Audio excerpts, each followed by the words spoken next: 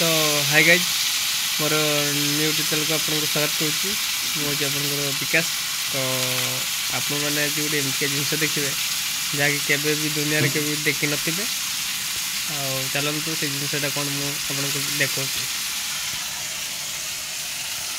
तो देखिपे ये हूँ आमर चिंगुड़ी मजा होने तो केवे चिंगुड़ी देखी नथिबे कि एमती बाजी नथिबे कि खाई भी नथिबे। तो देखिपे ये आमर मौसा आमर चिंगुड़ी बाजुच्च